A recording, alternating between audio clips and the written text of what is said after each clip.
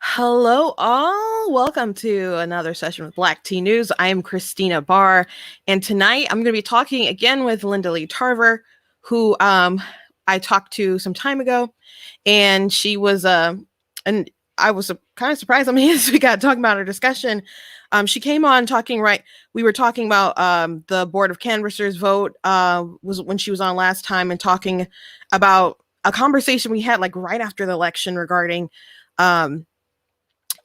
Voter fraud or how widespread it was and some issues. So my position, I guess, I was, I don't know, kind of trying to be more practical about it, especially like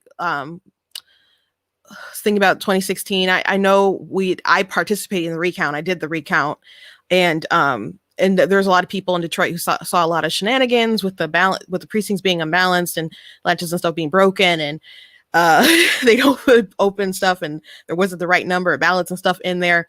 So that made everybody like super paranoid about election integrity, as they usually are. But that was like the really hot topic with Republicans that you're talking about it nonstop. And there are some Democrats I hear that will allege that Republicans didn't care or didn't say anything about election integrity in 2016 because they won. I'm like, that's not true. And I had to push back on some of my friends who said this, who are Democrats, and I said, you don't obviously go to a lot of the Republican meetings that I go to, and I said they had full reports. They had state people on state committee who were like doing like long detailed reports of stuff that they found that that were questionable and stuff they complained about, and they did have to do like audits and a bunch of other stuff.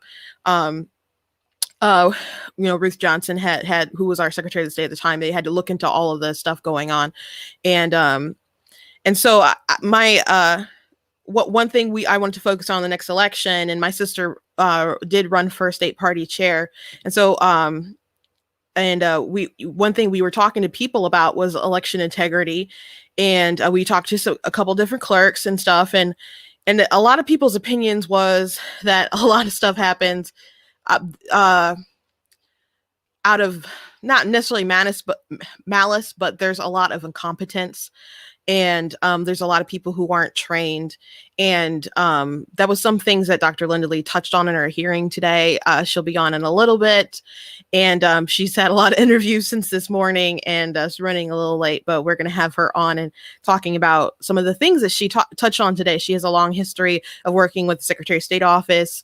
There's a lot of people who are reporting a lot of different things. I don't believe everyone is credible, but she does have a resume that is quite impressive in this particular area. And she's touching on some things that haven't been addressed properly in the past. So I think it's worth hearing her out.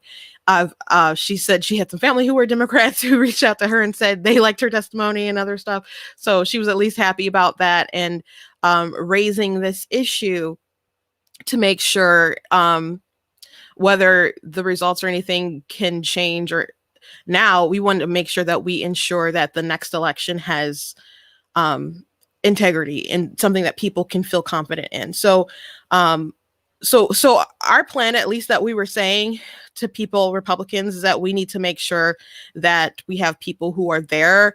We need to make sure there are poll watchers. We need to make sure that there are people who are paid there as Republicans, because there are some places that have difficulty getting Republicans to work. It's especially big Democrat cities where Republicans are kind of few and far to find. Make sure that people are there. So this particular time, if you heard people talk about what happened in TCF and stuff, that Republicans weren't really fairly represented there. It was said that a lot of people who were working were people who worked for the city, the people who are family people who worked at the city, which they probably got, said, hey, it's a lot, you can get X amount of money if you come work this day, and it'll be good for you, and you can make this money. And especially with people not doing well because of the pandemic, why would you say no? But the only issue is that there are Republicans that, like Michigan Republican Party, and like gave a list for, to say, hey, these people are Republicans, can you hire them here? There's people I knew who were Republican who applied and they were rejected, but you had people who were filling those roles who weren't necessarily Republican, allegedly, I'll say. And so that's not really a fair process. So there are things like that.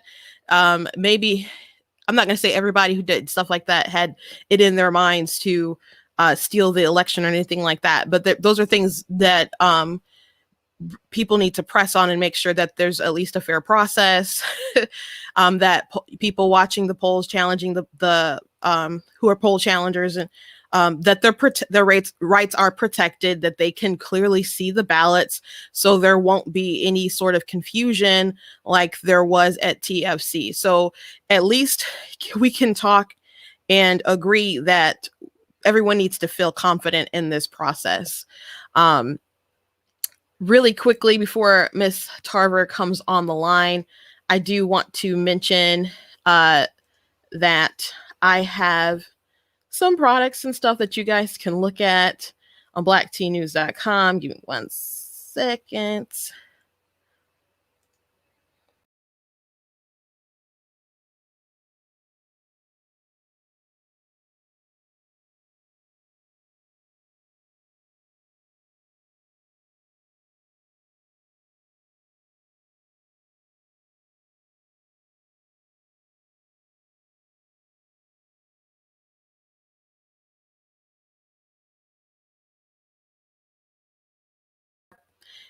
So we have a couple different products that you can check out. Also, if you know someone who's been very anxious or afraid during this COVID period, and they're a spiritual person and like faith books, this book behind me, Slay Your Fear, that's a book that I wrote.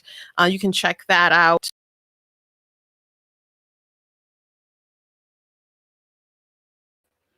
You can go ahead and check out Slay Your Fear on Amazon, and you can get that on paperback, or you can get that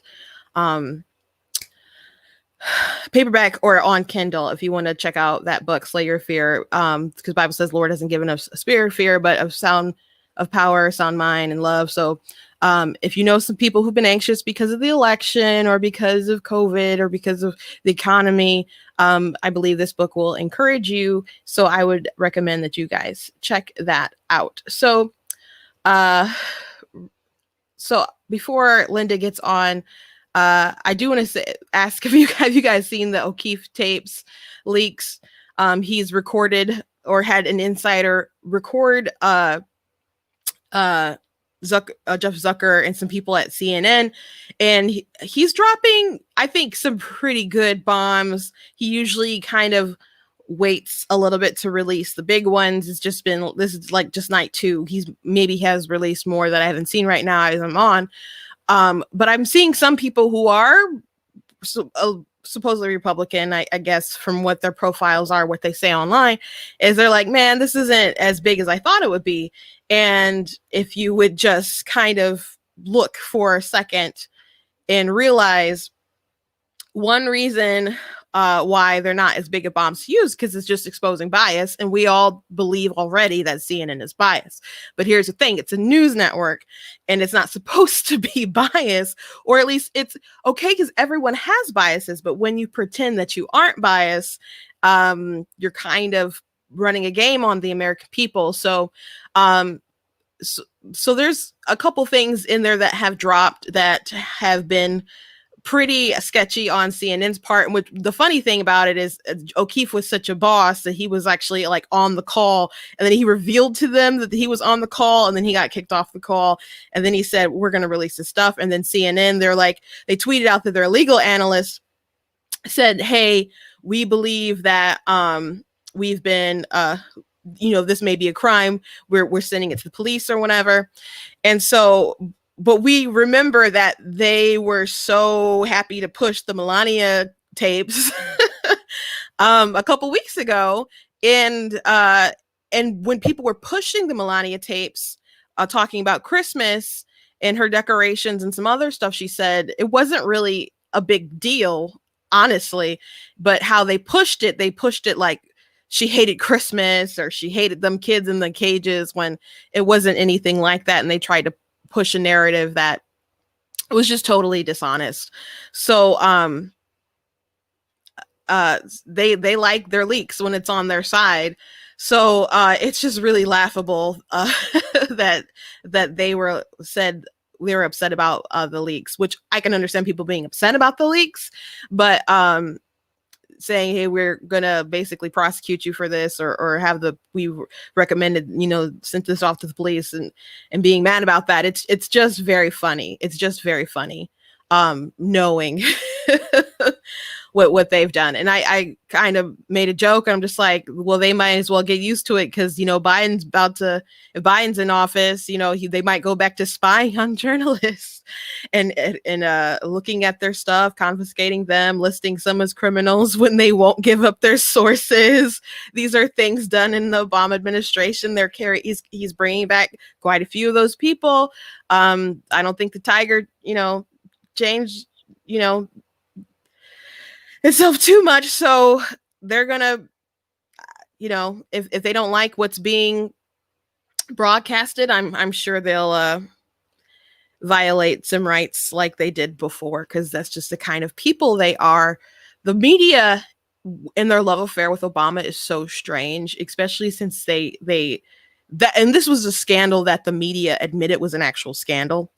When they spied on AP and were looking through their records, and then there's a Fox News reporter who they were kind of stalking, and so they agreed that was an actual scandal. And then when Trump was like, you guys are fake news, Jim Acosta and everyone's like, oh, freaking out, like Trump is so awful. But it's kind of like Obama is Regina George from Mean Girls, and the media is just like, Regina George punched me in the face and it was awesome. That's how the media is with Obama. It doesn't matter what he does, or at the end of the day, they're just gonna love him because he's Obama, and I don't know.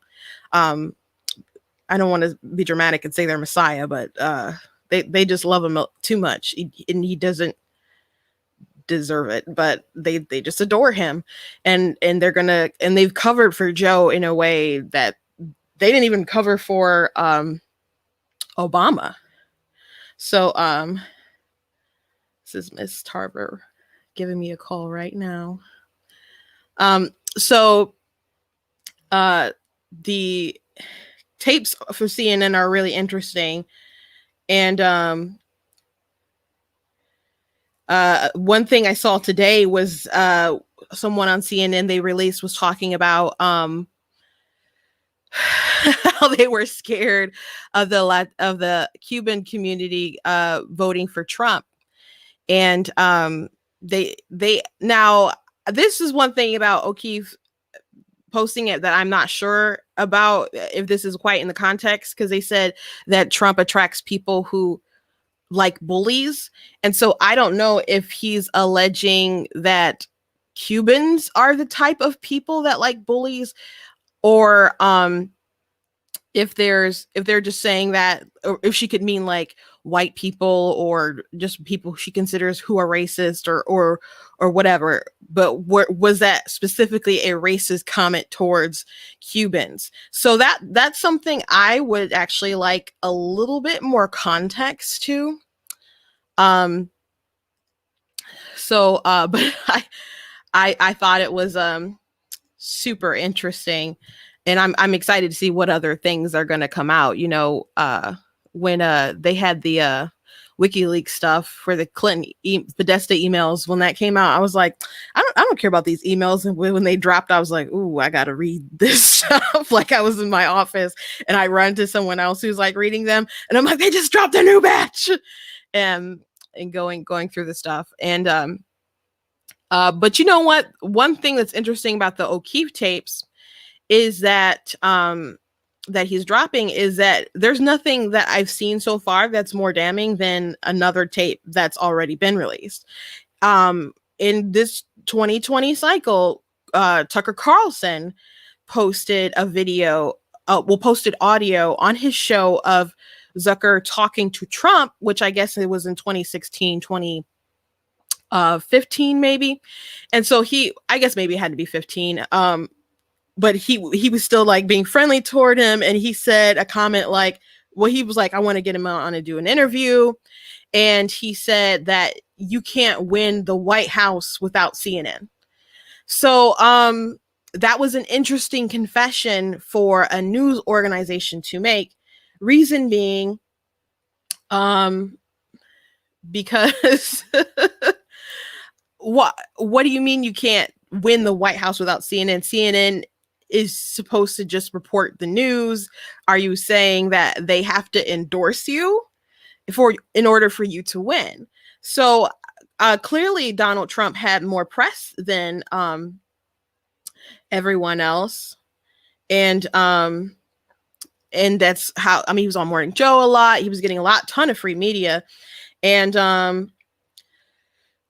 so, I mean, he got through the primary with being more, having more money than everyone else he competed against, plus having all of this free media. So the plan, as I understand it, and if you read the Podesta emails, which I read quite a bit of them, was that they had this plan that, well, the plan was for him to be the nominee because they just assumed that he'd be beatable, that he'd just be a ridiculous person and that Hillary Clinton could beat him. And some of her aides or people, whatever, were concerned. And they were having a discussion because they said, I believe she's focusing too much on this and relying too much on this as a strategy. And so people in the Republican Party were concerned because they're like, their plan is to push Trump through and to then unleash like unholy heck with the opposition research on him in the media, which but a lot of Trump people were like, we already know this, but there's so much about Trump that we already know. I mean, he's done Playboy interviews and been in the public eye for a very long time. You know, what else can we really know? He's really authentic. He's an open book. And of course the Hollywood Access tape was pretty bad. But I talked about this before, even with Democrats who worked for Hillary Clinton and Jill Stein and them, they confessed to me that they did acknowledge and believe that it was actually locker room tape. So, I mean, locker room talk. So if you're wondering why people just kind of let that go, that's because they accepted what he said it was, and there's a lot of people who actually talk like that. And when I had this conversation with a couple people when I was doing the recount, I actually was the only one who acknowledged that I don't speak like that on a normal basis. But they all admitted that they did. So they were able to accept it as locker room talk. So when that dropped, it was a shock to everyone. And I was like, if Trump doesn't deliver, because I didn't think his first debate performance was good with Hillary Clinton. I'm of the opinion that he didn't really win a debate until his second debate with Hillary Clinton. But he did okay in the other ones, but there are some people like, no, he's won every debate he's ever been in. And I just don't believe that.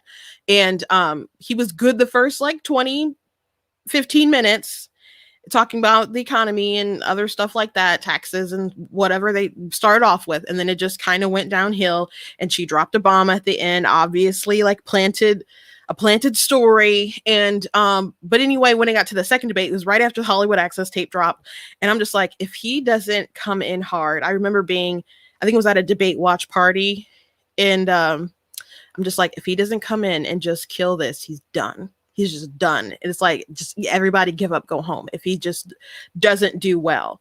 And that was another issue with some of the other debates. I just felt like, I don't know, as time went on, I didn't feel like he was as prepared as perhaps he should have been. And I started to get a bit frustrated. So I'm like, if he doesn't bring it, but then he brought it and really invigorated his campaign. So, but anyway, that was their plan. That was their goal, that to really get him on there, and then he would be the nominee and they'd just be able to destroy him. And he was already, Ben Shapiro calls him, describes it as a mud monster. You can't throw more mud at him that just doesn't that makes him more messy or doesn't make him stronger, I guess. You can, everyone else though, who comes up against him, you throw mud at them and it will kind of ruin them. But Trump is just like kind of untouchable in a weird way. Because I mean, I guess because he lives so much of his life publicly and people see him as authentic. But it wasn't enough for Hillary Clinton to win. That was her strategy, and the media obviously went along with it. And so back to the whole point, CNN told Trump that you have to have CNN in order to win, and to order to win the White House. And so to me, that is a far more damning thing than anything that O'Keefe has dropped yet. Not that I'm not looking forward to seeing what else that he may drop, but the fact that CNN would already say something like, you can't win unless you have us. That's making a pretty powerful statement that they're the ones who decide who gets in the White House. So I'm going to go ahead and bring in Miss Tarver. She's here. Hello, Miss Tarver. Hello there, my sister. I know I got this whole thing on my ear, but I'm covered with my hair. Okay, it's okay. So you, like I said earlier, you were really making the rounds today, because you were at the Capitol and you gave a really compelling testimony. I heard people talking about it, and then I saw that General Michael Flynn had tweeted it out. I know. And then I saw that Scott Adams, who the creator of Dilbert, tweeted out, and he said it was powerful and incredible. So I'm glad that other people like are seeing you shine a little brighter out in the world. I just want the Lord to shine. So I think you drew attention to a lot of different things, but can you quickly just, I mean, some of these people maybe watching may have watched our other one and knows your background, but could you just explain your background and let the people know you are credible in what you say? So I am a former Michigan Civil Rights Commissioner. I'm also I've worked for the Michigan Secretary of State's office, Michigan Department of State for 29 years, 34 years with the state of Michigan, but 29 years under 5 Secretaries of State, starting with Richard Austin, Candace Miller, Terry Lynn Land, Ruth Johnson, and the current one, whose name will be nameless. But during the last 7 years of my tenure there, I worked as Community Affairs Director and Election Integrity Liaison. And in that capacity, I had the opportunity to really look at our election law and what the vulnerabilities were, what the challenges were, and what we needed to do to improve. Mm-hmm. And so in looking at that, I know that communities of color have often been given a pass. And especially in Detroit, they've been given a pass because they're the number one group to cry, racial discrimination and, our vote is going to be suppressed and, and the like if we don't do what we need to do. But nobody is trying to suppress the Black vote in Detroit. What we need is election integrity. We need integrity, and we need to ensure that the vote is counted, that one person, a live person who is a resident of Michigan and a U.S. citizen votes. And so that doesn't seem like a big deal, but it has been a big deal in Detroit. Now, what I find is so ironic, I'm going to just quickly go through this really quick about people saying you want to disenfranchise African Americans and all this other stuff, is I remember back to 2016, and we had that the electors meeting, and you were in the building. I was in the building. Your husband was there. My family was there. My dad, when he came to the Capitol, he actually went through the protesters yelling, "God bless Trump! God bless Trump!" And so, and all the protesters, from my memory, were all white. It was cold out there. We're not up there in the cold really. So it was just all white people out there protesting, begging us to change the will of the people of Michigan. And so as they're beating on the doors and singing, "We shall overcome," just butchering this beautiful song. Yes. And I'm looking around the room, and we had people, our electors themselves were diverse. We had for example, Kelly Mitchell was an elector, and her father, had her, yes. And we had Hispanic. We had Dr. Joseph Guzman. We had Michael Benarian, who's Armenian, mm-hmm. and he actually got death threats. Yes. So he got some median stuff, and actually, I think he was CNN or somebody was supposed to reach out and do like a documentary on it. I don't know how if they twisted the story or not, but they did like cover that recently and reached out to him. But anyway, I'm like, there's way more diversity in this room than there is out there demanding that we change our vote. We worked very hard to get the result that we did. So I'm like, these people don't care about me as an African American woman, what I care about, what I feel about. They just want the result that they want. So it just really made me, I mean, I was getting kind of cynical And throughout the quite process honestly, anyway, but they'll do anything that they can get away with to do it. yeah. And what I shared yesterday in front of the Senate committee, Oversight Committee, was that we have tolerated, winked, blinked, and looked the other way at what was going on in our inner cities. We have not kept their feet to the fire. We have not ensured that everyone is stepping up to the plate and that they are doing what needs to be done according to the law. And so when you have 71% of ballots and precincts at the TCF Center unable to be recounted because they had errors, Mm-hmm. we know that there's fraud in that. Yeah. And we know that 71% should not be something that Jocelyn Benson should accept. She should not be saying that it's small clerical errors, but if it was small clerical errors, correct them so that it can be recountable. But Yeah. 71% of the absentee ballots cannot be recounted, and those are the ballots that we are challenging right now. And so I am pressing whoever can hear to open the boxes, hashtag open the boxes. Open the boxes so that we can see what's going on. People need to be prosecuted. And when you prosecute people for their election crimes, it will deter others in the future. Yeah. Now people have said it's kind of shifted from there's no voter fraud to it's not widespread to it can't people have said it can't change the result of the election. It And does change the results of the election. or If even you if are that's the presidential, backdating, there's the local positions still matter. They matter now in 2020, they matter in 2018, they matter when there's a city council race. All those things matter. So if we don't have elections we can trust all the time, that's a 400,000 problem. ballots brought in at 4 a.m. changes the results of the election. You should not have any ballots brought in, but it has been heinous of what's been happening with our inner cities. And it doesn't make me feel great to talk about Detroit, to talk about the issues of Detroit. I used to live in Detroit. Mm-hmm. But at the end of the day, you don't get a pass to do what you want to do. Follow the law. And the law says that poll challengers should be there to be able to see the ballot, challenge the precinct inspector, challenge the process, challenge the voter, anyone. They have the right to see who's being voted. They have a right to see the poll book. They have a right to see all of that. But they call the police on our Republican poll challengers.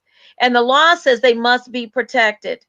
And that is one of the items used to ensure election integrity in the state of Michigan. I was a poll challenger. They tried that with me. I showed them the law. If you try to impede me, I will call the police. And they chilled. But that was me. But if you think that somebody said that they pointed an envelope and a little what looked to be a knife at them, get out of here. They were cheering when Republican poll challengers were kicked out. Yeah.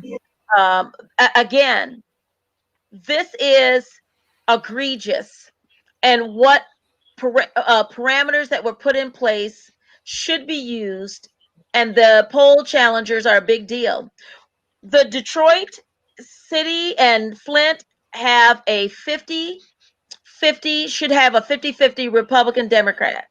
Mm-hmm. And so what you find at these precincts is that you've got all Democrats and some who say, today I promise I will be a Republican. and they do not have the Republican Party's interest. We don't even know who they are. We know they're Democrats.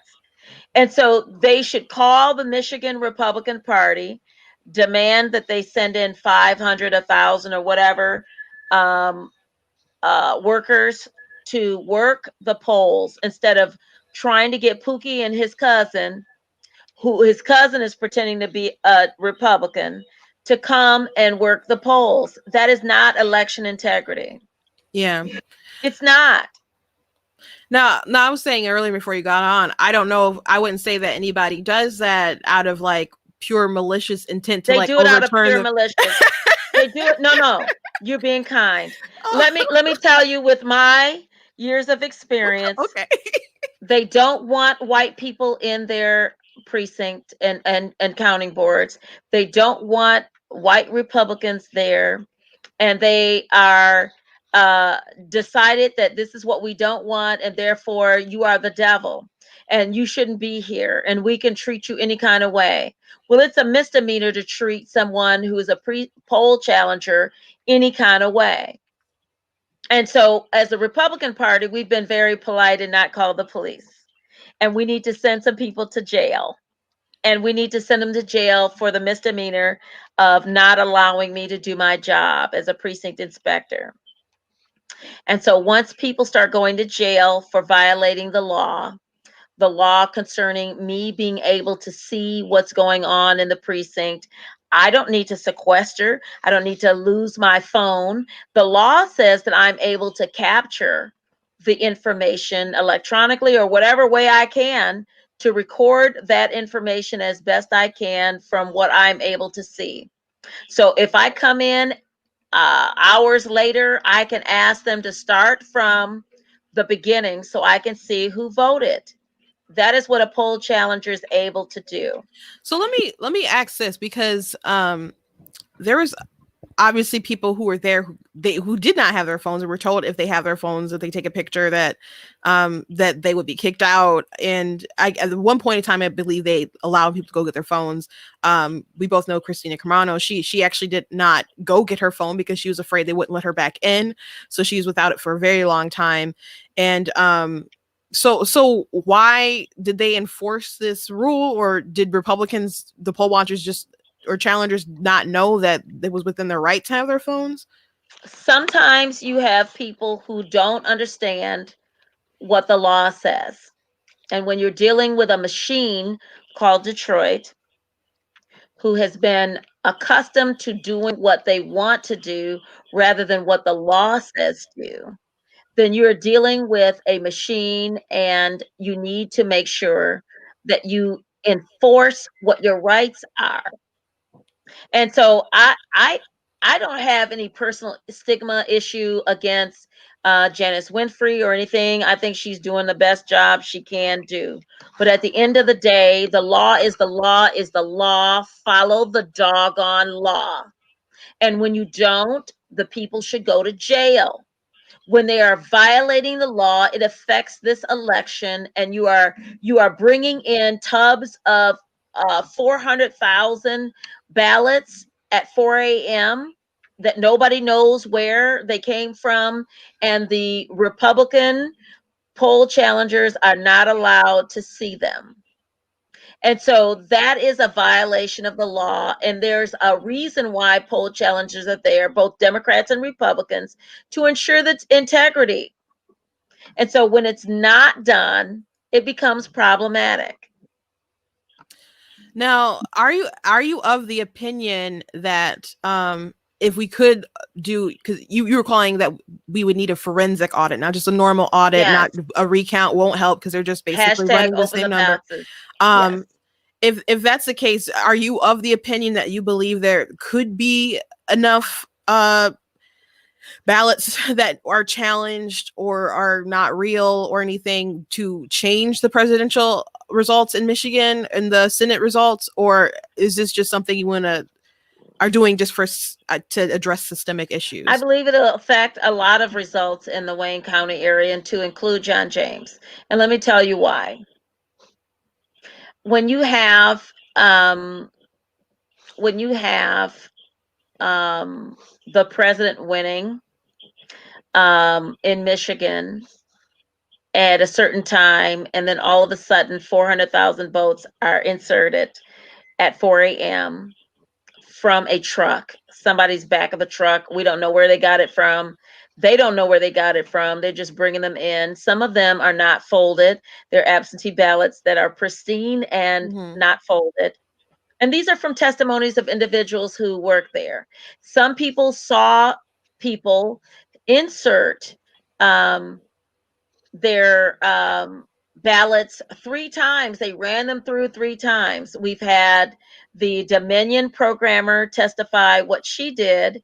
We've got whistleblowers and enough to say, look, we need to open up the ballots, make sure that what the tape or recording of the ballots that said, these are the votes for Joe Biden, these are the votes for Donald Trump, are indeed what they're supposed to be. If you accept 71% of the precincts don't balance, then you should not accept the results of the Detroit election, especially when they're the absentee voters. You shouldn't accept it. If you are sitting in a secured area in Cobo Hall, TCF Center, and you cannot balance, according to Michigan Secretary of State Jocelyn Benson, they were only off by 4, then balance the damn 4. And we know that it's not 4.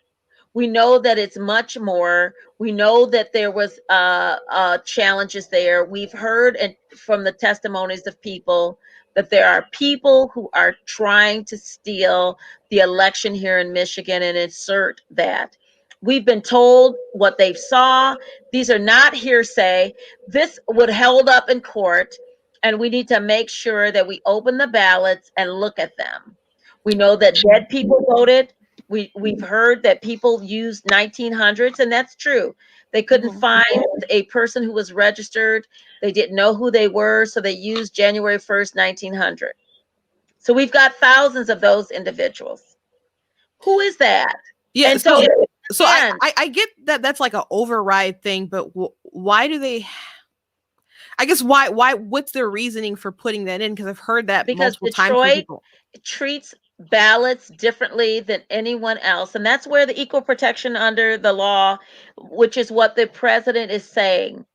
You should have your ballot should be the same whether you are in Van Buren County, Grand Traverse County, Ingham County, Menominee, or any other place.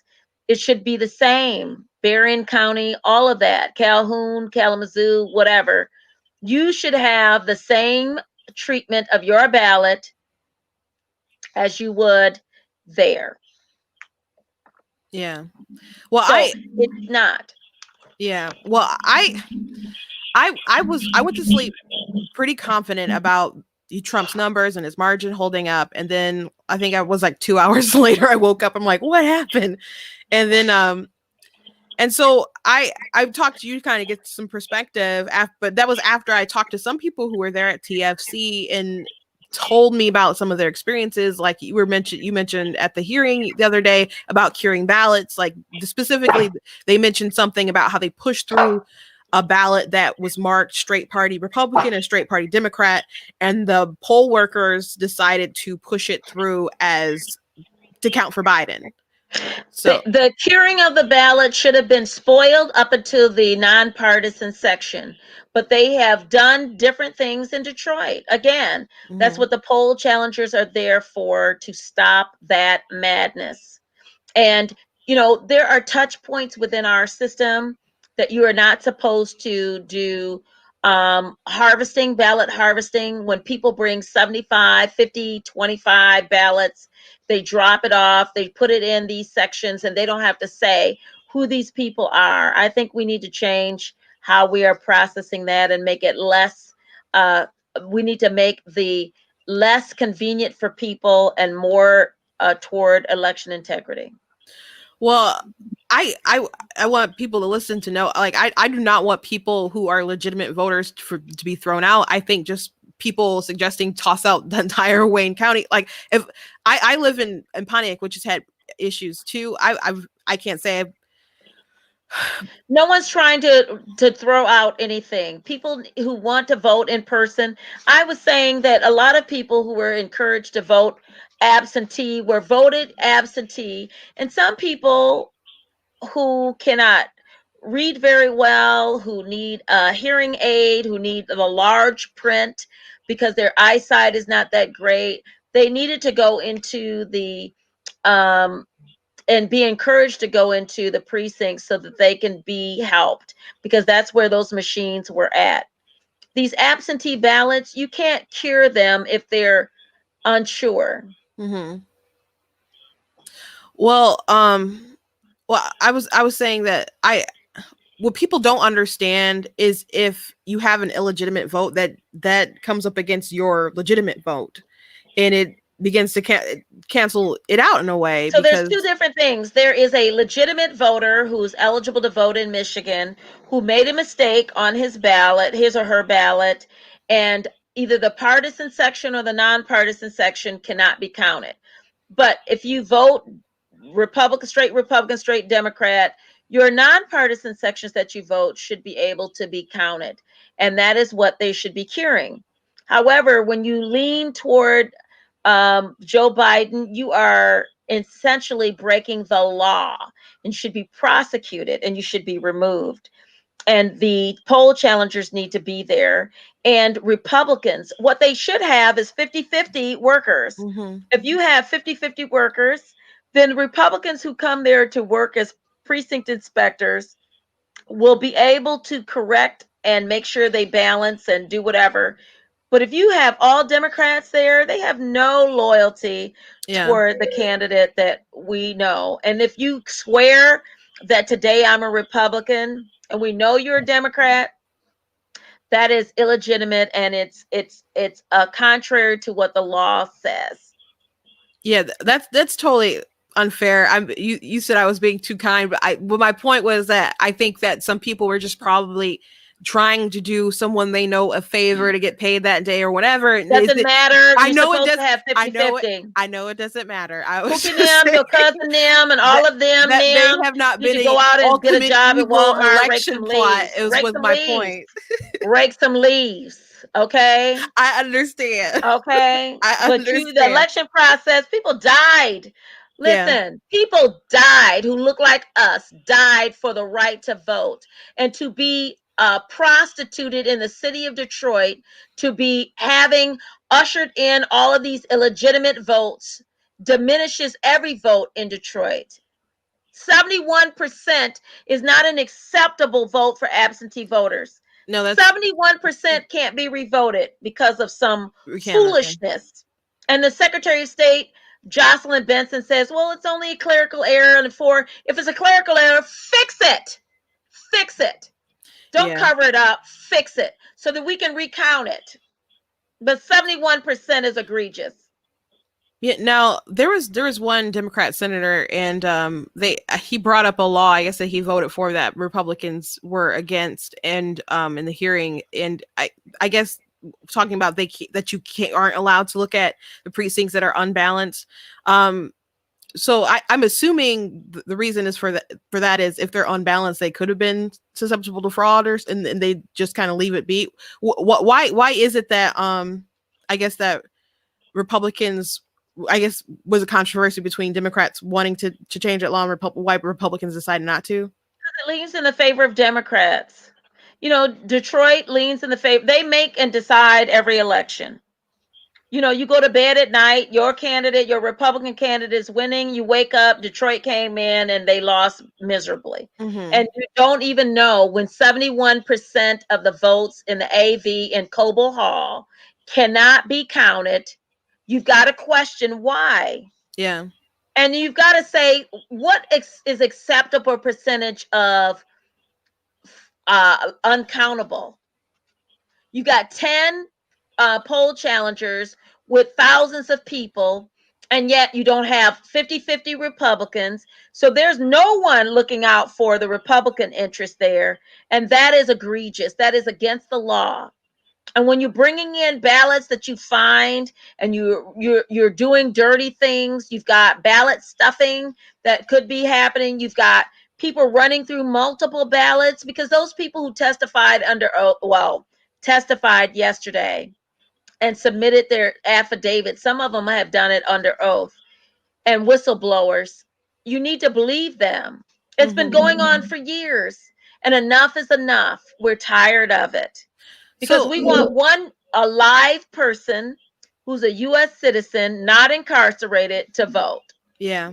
That's not difficult. No, it's not. And I don't understand also why do they push, I guess, stuff through if the precincts aren't balanced? I guess is my They thing. push it through because they can. And I said yesterday, and I know that people think that I don't love my people. I love black people. I'm a black woman, got a black husband, got black children, black mama, black daddy, black siblings. So I am not against black people. I have not left my race. But out of order is out of order. And that's how I was raised. Out of order is out of order. We got to live in the light. And if we're not living in the light, we're living in darkness.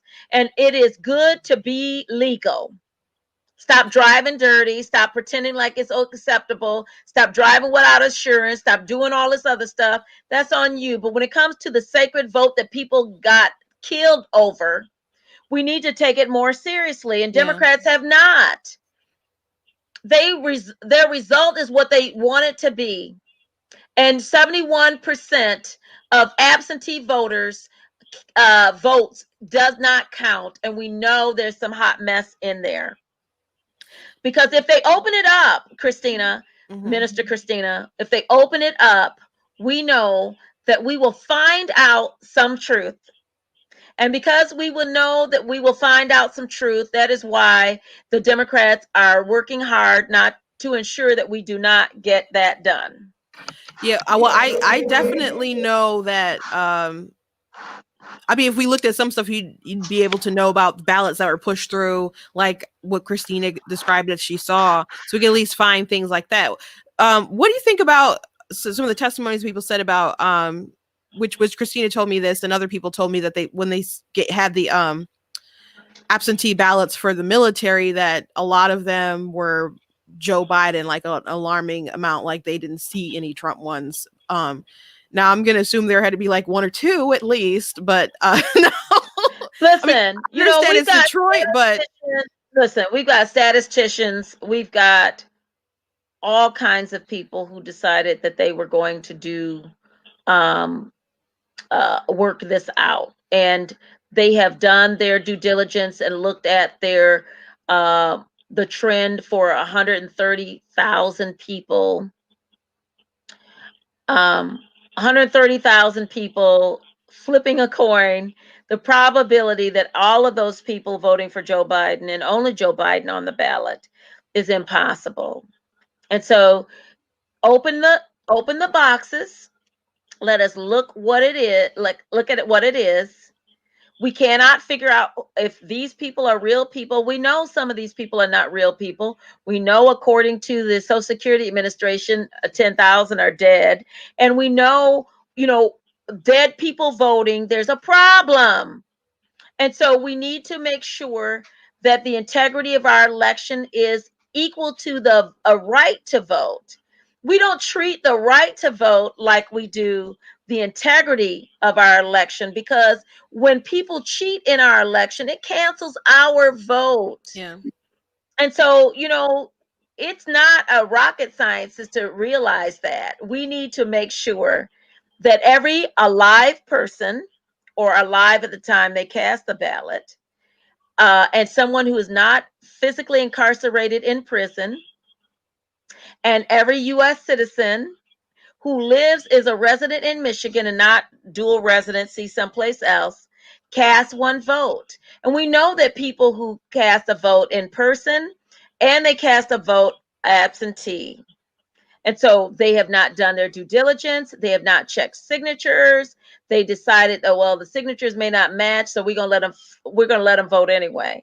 And so, if that is the case for Detroit, it is equal protection under the law.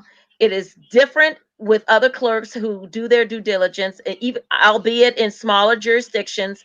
But your larger jurisdictions don't get a pass. They don't get a pass to be illegal and be lax and lazy. Protect the vote and make sure you balance. Make sure that you are taking care of that vote. Make sure that you count every ballot. Make sure you dot every I and cross every T. It is that important. And if you are too lazy to do it, don't volunteer. And don't keep hiring trifling people who can't read, write, and do their job, and who don't know that poll challenges are there for election integrity. And I'm sick of that. We've been doing that for decades, and I'm sick of it.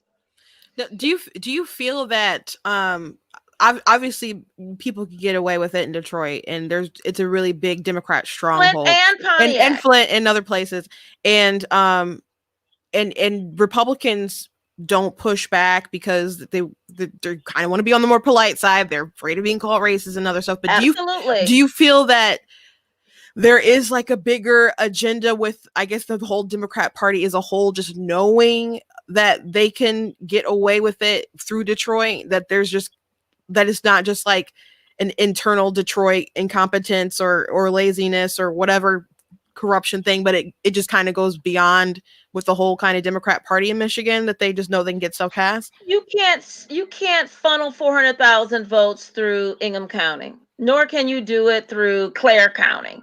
You can't get it through Menominee. You can't get it through Grand Traverse County. If you're going to smuggle in that many votes to turn the election, it's got to be through the largest, biggest county, through the largest, biggest city, in order to steal the election. And you got to make sure that those ballots cannot be recounted.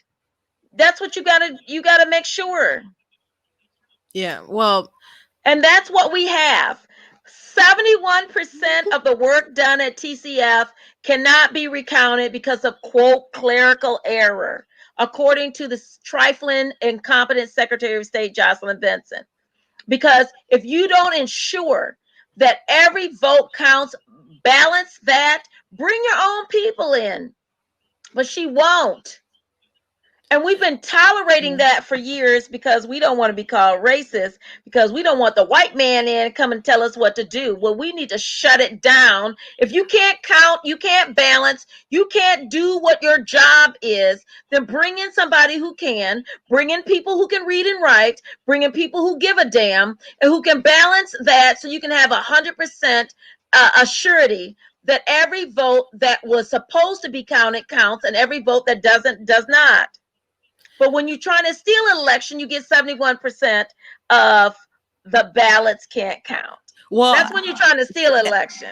not being able to count 71% of the ballots, because after I started hearing things like I'm like, I at least think Absentee we ballots. should It's be able to check 71% that of absentee ballots, ballots. because to me, especially with like in some other states, at least the rejection rate is quite vastly different between like the primary or 2016. So, and obviously Democrats, I don't know, did that on purpose because they knew there'd be such a huge influx of people voting by mail. But the problem with that is it makes it more susceptible to fraud. So they can argue that they don't believe there was the fraud, but obviously when you open up the door to that potential, if you ever worked retail, people say you have to provide good customer service, you have to be looking over people's shoulder, because the more opportunity you give people to steal, it's not that everybody's coming there to steal, it's not even that a lot of people are coming to steal, but there are people, I can assure Listen, you there's they people who come put in there to steal, cigarettes and then behind there's counter. people who make a decision Right. because they have the opportunity to do that. So if you're They not on the lookout, stuff happens. they put cigarettes behind the counter because they were easily stolen. It's Yeah. not like cigarettes were such a big ticket item. It was because they were easily used to steal. And when you put them behind the counter, it is to reduce that. You put different things behind the counter that people will steal and try to do. Our retail merchants know what those ticket items are. They know what's available to be stolen, Yeah. to be treated like that. We need to be as diligent as these retail establishments are, and put and apply the safeguards already in the law. We don't need any more laws. We need to enforce the law. Well, they and make changed the sure that laws. we They made things more lax. They made things more lax. prosecute. We need to prosecute.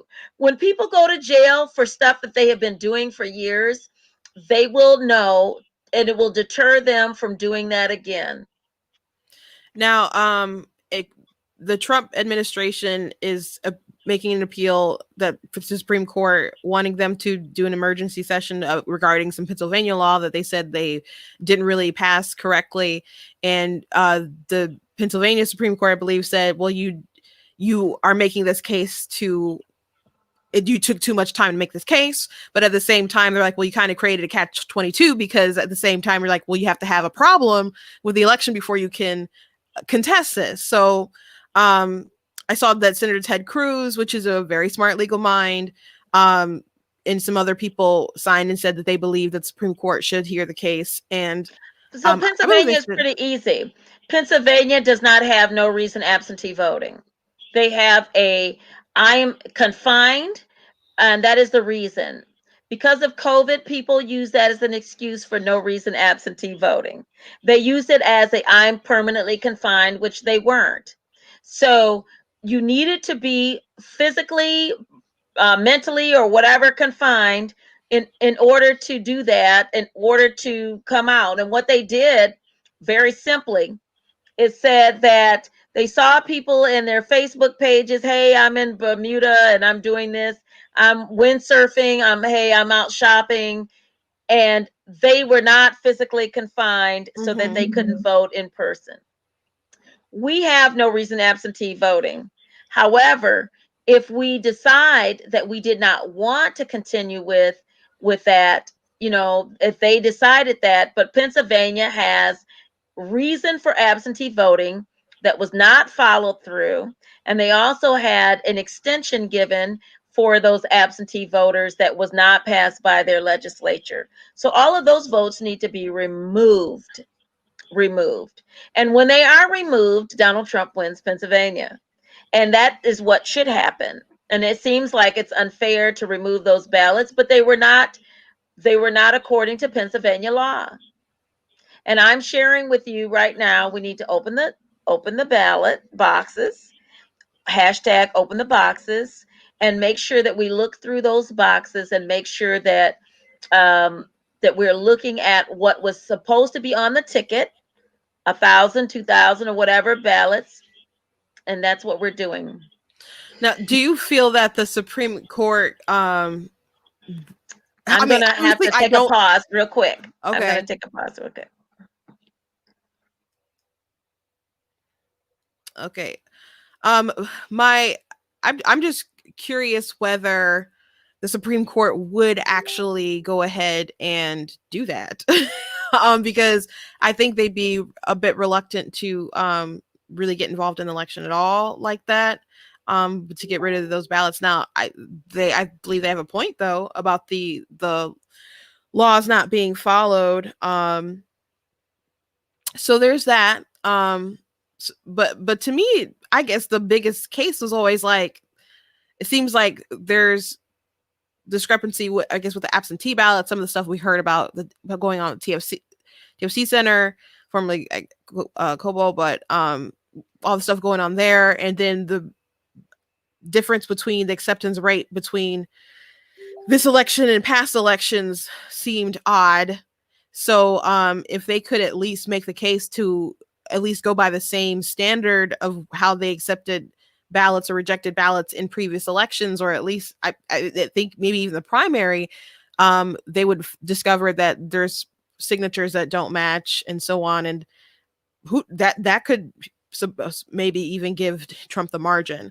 But we'll see. I just don't think I think the Supreme Court will be reluctant to make that call, but legally, I suppose that it should sway that way. But I know what the liberal justices are going to do. I know that Roberts is not going to want to interfere, and so we'll see. I mean, the Trump campaign is still trying to make their case, and it's slowly climbing its way up. We'll see if the Supreme Court will take their case. They're going to start doing their elector stuff soon. And the president already said that he will concede at the Electoral College, goes ahead and confirms Joe Biden. And which at that point, what can you do? And he'll step down. I don't There's going to be some people who will never accept the results one way or another. My goal really, and what I found compelling about Linda Lee's testimony, is that it addressed a lot of systemic issues, and going forward what we can do. I don't know if they open up the boxes, how much will they find to overturn the election? I don't know. I can't say, but I know that I heard enough things that I would at least like them to be able to look at the absentee ballots and make a determination, and to look at them to see, make sure that everything was legit as possible. But to hear that like 71% of the absentee ballots cannot actually be uh, looked at or recounted, I think that's a serious problem. And I in no way want to throw out uh, the election for Wayne County. I don't want people to feel like their vote didn't matter. I don't want people to be disenfranchised. And I would be furious if that was that if that happened to me. But it's important to have elections that we can trust. And at the end of the day, I think that's what's important. Here's Miss Linda Lee coming back. Hey. Thank you. So I was just saying, at the end of the day, I think most people at least want to feel like the election is fair. And I don't know if the president said if the electoral college confirms Biden, then he'll great bow out. I think there's going to be some people who are never going to be comfortable with the results. I'm uncomfortable with the fact that we can't look at 71% of the ballots, absentee ballots. And I don't think anyone living in Wayne County or anywhere 71% should. of absentee ballots in Detroit decides the election, avoids all of the other 82 counties when you look at Wayne County. All the other 82 counties, their votes mean nothing when you have illegitimate votes being inserted into Detroit. If you don't have confidence in the election in Detroit, you know that they are not practicing 50% Republican in terms of hiring election precinct inspectors. You know that they are throwing out Republican poll challengers. You know that they are doing ballot harvesting. You know that they're being lax with respect to checking signatures, checking IDs. The Democrats don't believe in checking IDs. We don't need an ID, but you need Yeah. one to fly because you're not flying because TSA ain't going to play that with you. So we'll take whatever you got. Yeah. Except for an ID. I just validate who I am. All of this is illegitimate, and it is also reduces and diminishes integrity of our vote.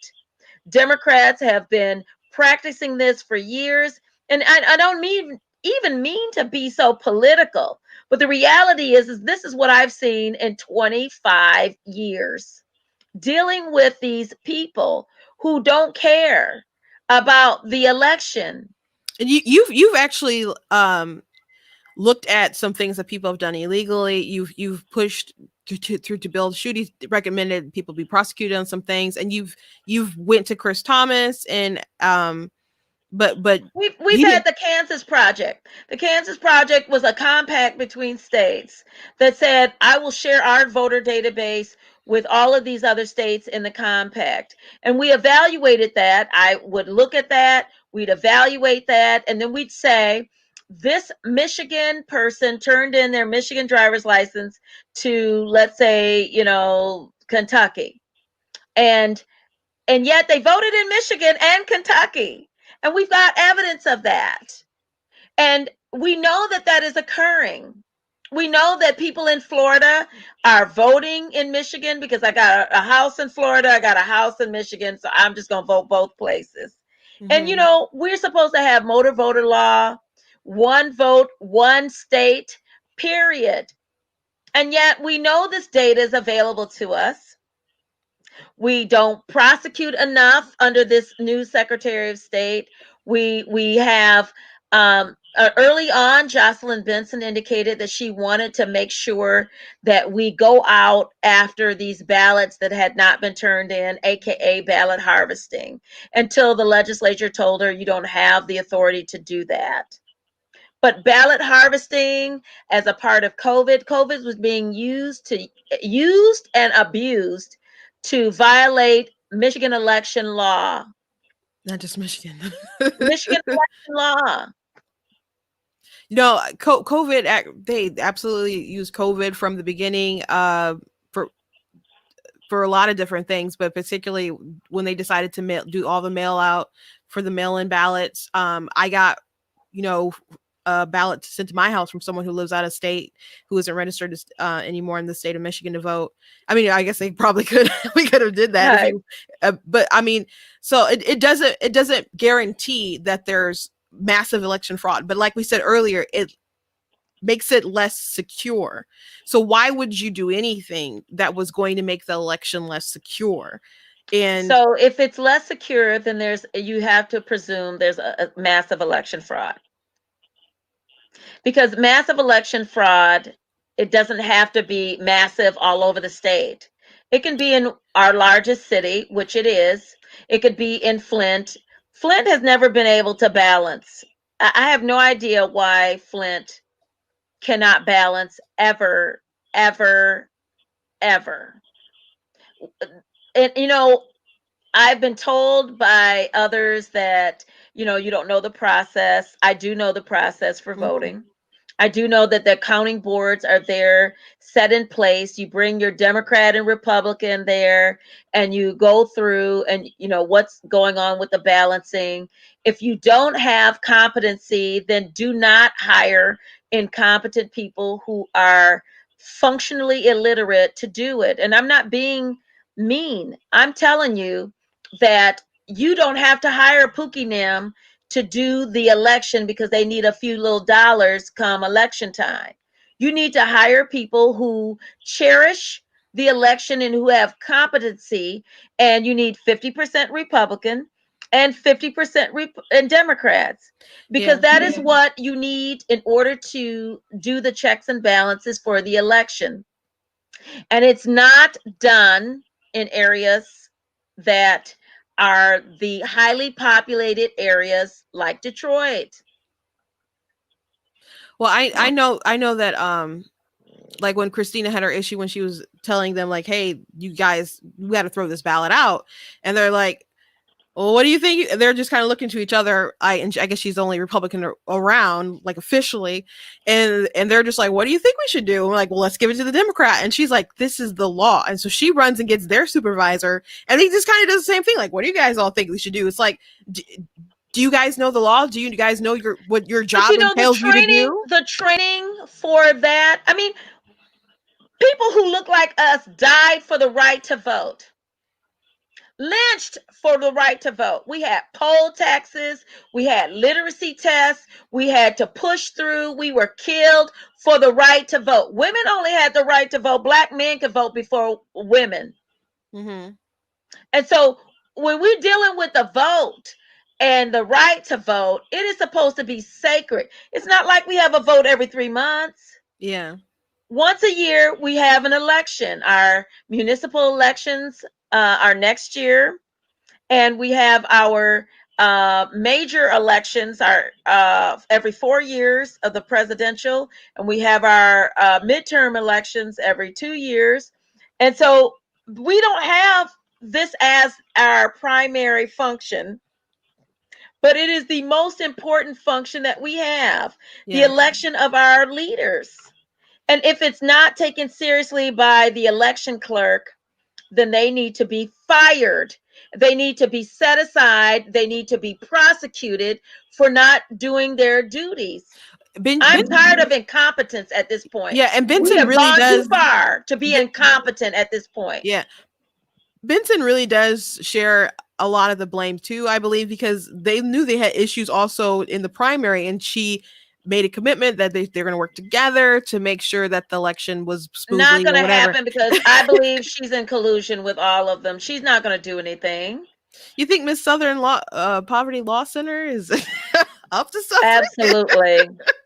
She got the result that she wanted, and so did Gretchen Whitmer. So, I mean, at the end of the day, they got the result that they wanted. 4 a.m., all of these ballots brought in a truck under a dark of night. It is ridiculous. And then all of a sudden, 71% cannot be voted, cannot be recounted. Well, Take our word for it. What's in the it's in the bin is in the bin. Take our word for it. I don't think so. You already said, Christina Carmano has already said they don't know what they're doing. The lack of training, you got a whole year to train people yeah. if they're that incompetent. And because you need more people, do what you need to do. Yeah. Well, I keep saying the fact that we can't look at these absentee ballots, because I'm like, well, at least they need to do that and look at that. But that's disheartening. I think everybody, if you live in Wayne County, you should be upset that The tolerance there's no level accountability for for election. all of that is over.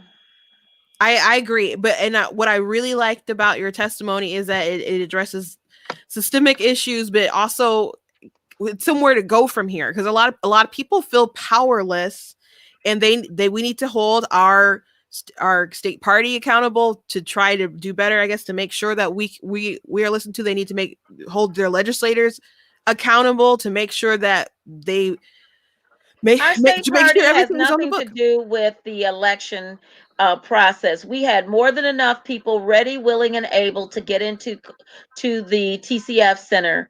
They were rejected. They were not asked to work as precinct inspectors. They were not able to participate. They had rejected them. We had more than enough. We had people who did what they were supposed to do, signed up, and they were turned away. Well, However, that's true. however, what we didn't have was competent leadership in our elections by the Democrat Party. I'm not leaving them out of this. They don't care. They don't care.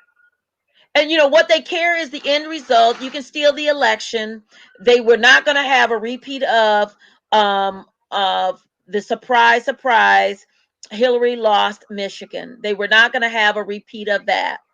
Obama came to Michigan, couldn't get 40 people there. Joe Biden couldn't get 20. But yet, all of a sudden, all of these people love Joe Biden. I don't think so. I know so. I don't think so. And these pristine ballots that came in and all of these other things, we need to open them, do a forensic audit of them, and make sure that we have a vote that we can have confidence in our largest city, in the most important city when it comes to election. Because when Detroit becomes no longer relevant when it comes to elections, that's going to be problematic. We cannot, we can't do anything with the election of the clerk. We can't do anything with the election of the Secretary of State, but we certainly can do things to make sure that we hold accountable, that they're following the law. Mm-hmm. And that the law is followed with respect to the process. The Secretary of State has come out and said, you don't know your procedures. People are just pontificating. And you know what? Look up the election law. She's a lawyer.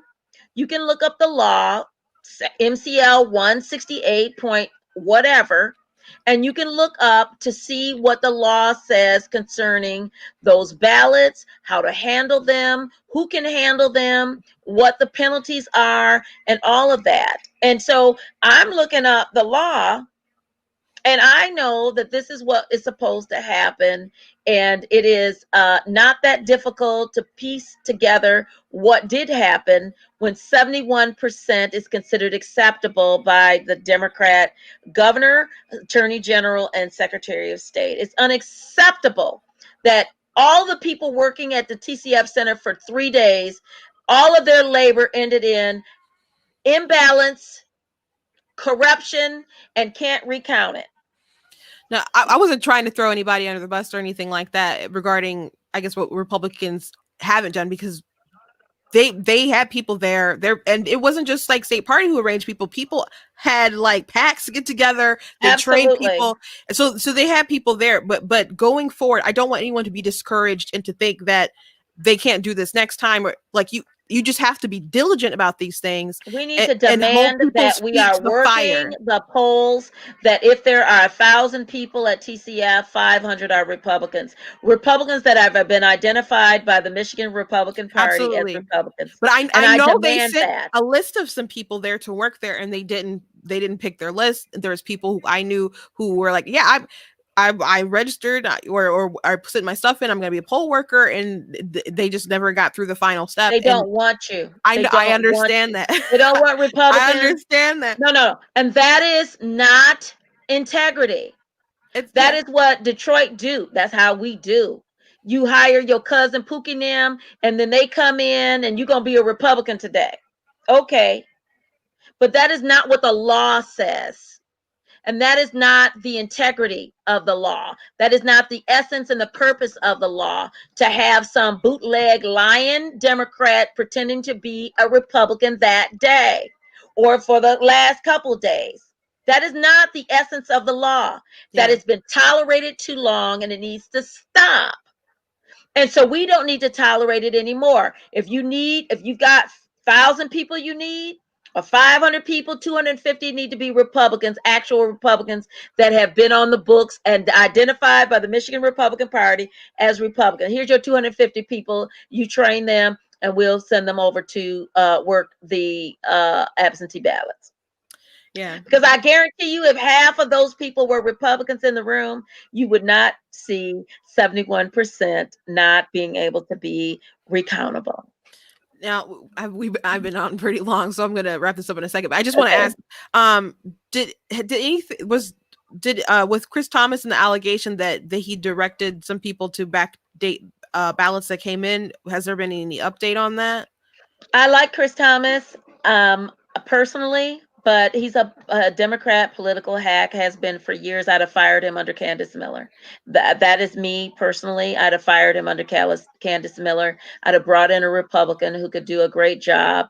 And what he did in 2016, asking the state board of canvassers to pre-approve Jill Stein's application. When he went in and asked them to pre-approve Jill Stein's application for a recount, and she only got 2% of the vote, there's no way she was going to win that election with a recount. But we started a recount here in Michigan based on the request of Chris Thomas, asking the Republicans and Democrats on the State Board of Canvassers to pre-approve it. I could not believe it. They did. They trusted him, and it was a hot mess. And Bill Schuette had to bail us out of that through the courts. And so I don't trust him after that. I've not trusted his judgment. I think he's a Democrat political hack. I think that he has had opportunities to go in and do a good job with ensuring integrity in Detroit and Flint, and he has not done so. And that's why we are dealing with the repercussions of lack of leadership in our elections administration. Trusting this man, his expertise, and I'm not going to take away from his expertise, but his expertise and his ability to be loyal to his party. His loyalty to his party, in my opinion, is more important than the integrity of the election, because there should be no way that 71% of Detroit absentee precincts should not be recountable.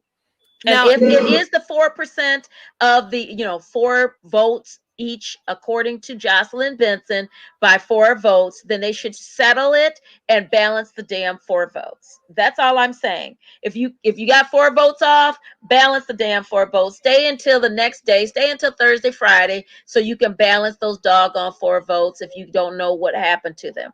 But she's lying. She's not genuine, and neither is Chris Thomas with respect to what they have tolerated and been tolerating in Detroit. And because they've tolerated for years and decades now, we need to shut it down, and it's going to be painful for people to deal with the repercussions of having to operate a legitimate and integrity-driven election. now, I guess this is my last question, but if ballots were backdated, if you go through a forensic audit, is that something we'd be able to tell, or is that just kind of Not like lost without the information? envelope. Some of them were brought in without envelopes. I mean, we heard testimony that some of them were still flat. A lot of them were flat. They were supposed to be absentee ballots. How can you have an unfolded absentee ballot? So we have enough evidence to go through to do a forensic audit to look through that. If there was supposed to be 900 ballots in there and there's only 300, we know that they were run through 3 times, according to the testimony of Republicans who were observing what was going on, and And according to the whistleblowers. So if you've got 300 ballots that was supposed to be 900 ballots, and there are 300 ballots in the box, then we need to take care of that. and do they get rid of the envelopes after? Are they lost or gone? Or I know some didn't come with them, but do they, the ones that came with the envelopes, do they save those or are they tossed out? Are you talking about in Detroit or elsewhere? I'm talking about in Detroit. No, they're gone. You gotta say Detroit or elsewhere, because Detroit has different rules, obviously, under the law than others. And so when you're dealing with what has been allowed, what is permissible, and what is acceptable, 71% of all the work done at TCF cannot be recounted. Think about that. Let that settle in with all of your listeners. 71% of all the work done, all the fighting, all the get out, the people putting up pizza boxes to cover it, all of that, 71% cannot be recounted, which means that there were problems with that. Yeah. Well, I don't. 71%.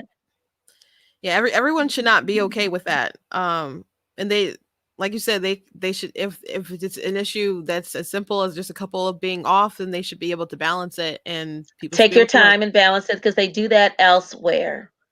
And if you don't have enough people, get enough people, bring in the Republicans, because you're supposed to have them, and make sure they're real Republicans and not Pookie's cousin who's going to be Republican this week. And that is what's been going on. And that is not integrity. Yeah. That is not the integrity of our vote. And it doesn't serve Democrats at all, because you got Democrats that want integrity. I'm not blaming any voter in Detroit.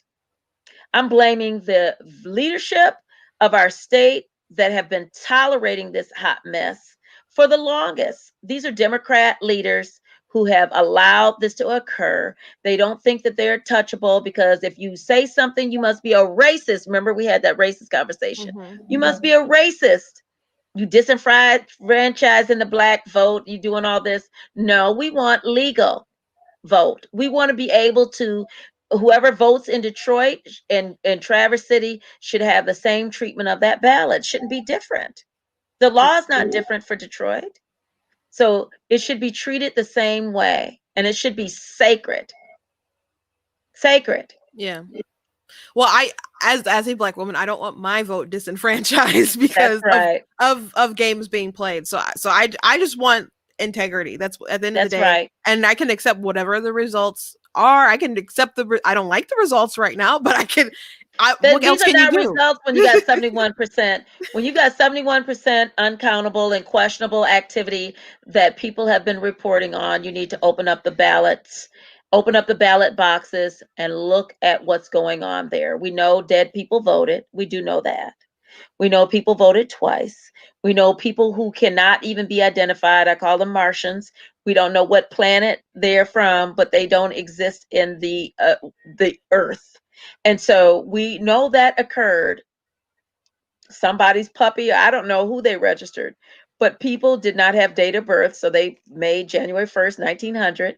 So we've got a ton of those individuals. Wait, let me ask you this question. If they don't have the date of birth and they come in like an absentee ballot, and because I assume you have to, I mean, you filled out one before. Register with your date of birth and all that, and validate with the clerk. So why would they count it if they don't have a birth date on it? Isn't that like curing the ballot? Well, let me just tell you. Are you talking about Ingham County or I'm Detroit? talking about Detroit. Oh, okay. Okay. In Ingham County, let's say they don't have a date of birth. They would not be, if they're not on the poll book, they're not fully registered. They've not been validated by the clerk. They're not going to count that. They will consider it provisional. And if they need it, they will count it, but they need to go and check this person is a real human. In Detroit, Cook and them was like, okay, they voted, so they filled out the ballot, so let's just put it in the tabulator. They're not in the poll book. We don't know who they are, so they changed the date to January 1st, 1900, because they don't have a date of birth, because this person ain't registered. So the president's argument is equal protection under the law, that if you live in Detroit, your ballot will always count. It doesn't matter how messy it is or whether you are a legal human being. But in Ingham County, Lansing, Michigan, your ballot will be scrutinized to make sure that it is completed properly according to the law. Okay. So, Okay. Well, I encourage everyone to check out on YouTube the testimony that you had in front of the Michigan Senate. If you need to find it, you can go to Michael Flynn's page because he retweeted it, and that was the easiest way for me to find it. So I do encourage people to watch it because I like I said, I think it addresses a lot of systemic issues and things that people need to look out to go forward to how we can actually secure the election and that is to hold people accountable, not to make like a dozen more laws, but just enforce the ones that are on the books. not one more law needs to be made. Enforce the laws we have already.